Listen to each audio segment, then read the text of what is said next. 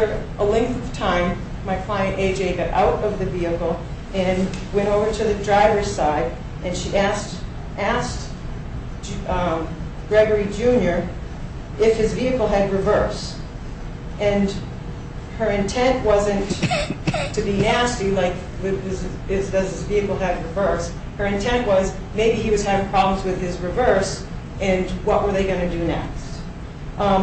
When she inquired to this, the passenger replied, "Does yours, bitch?" and started yelling some things at her. She started to explain that she couldn't back up because of her car's situation, because of the uphill and the curves, and she just could not back her car up, and she wanted them to try and back their truck down. Somewhere along the conversation, Gregory Floyd Sr. starts yelling about other things that have nothing to do with the current situation at hand.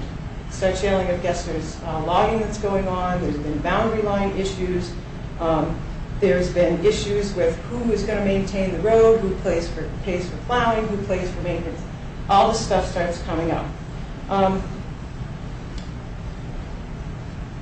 And so my client is still standing outside of the truck, obviously sees that they're not willing to back up. He calls her some profound names.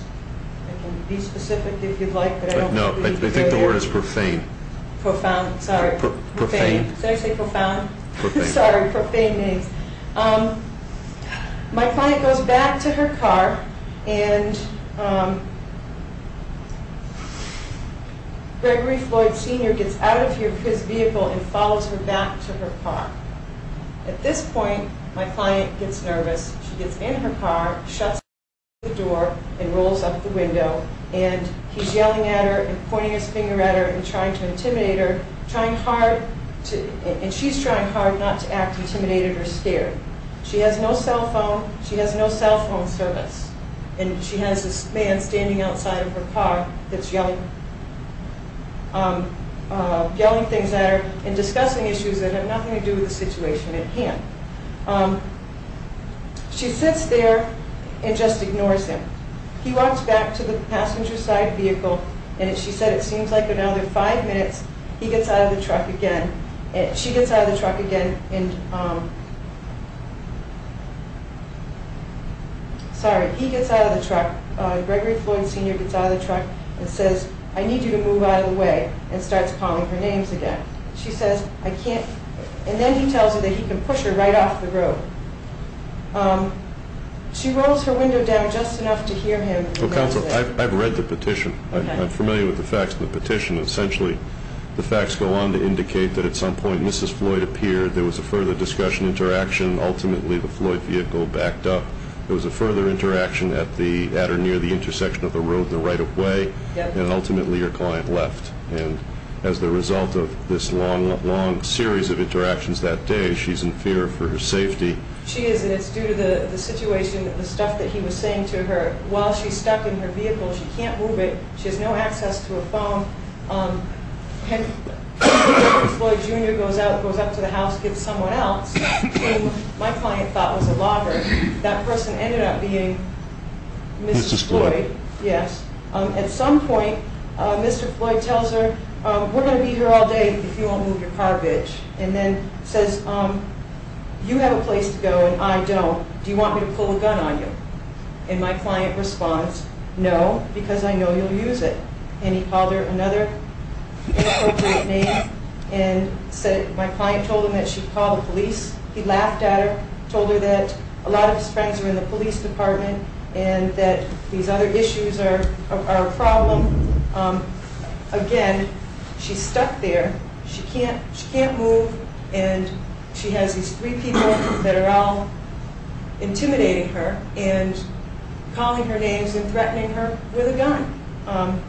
So I guess at some point, Gregory Floyd Jr. goes back to the house, and they do call the state police because my client doesn't have the ability to do so. She can't even get out of the car. And then eventually, the Mrs. Floyd gets into the truck and backs it up, blocks the exit, comes back to my client's car, has some more words with her, and then finally moves the vehicle so that my client can get out of the way. This location where this event occurred, your client is the owner of one of these 4 cabins, is that right? She's a renter in one of them. So a renter in yes, one of them, okay. And as a renter, is she renting this, like, that's where she lives? Yes, correct. Okay, so it's for purposes of their situation, it's a year-round residence. Correct. And they need this road to access the year-round residence. Correct. And how far in from the road is the residence? It'll take a minute. They're the last ones on the road. Last ones on the road? Correct. Okay. All right. Is there anything else, counsel, you'd like to add at this point? You'll have an opportunity to respond after the Floyds have provided me with their information. No, other than since this incident, my client has not returned to her house because she's clearly petrified. Only this week. Hey, hang on. Why don't you take a minute and talk with her, and then you can respond. Take a minute and consult with her, and then let me know what additional information.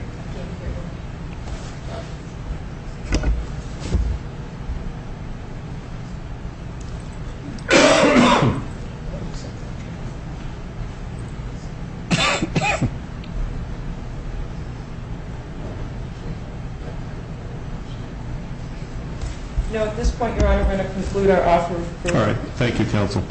All right. Mrs. Floyd, would you like to proceed first? Yes, sir. Okay.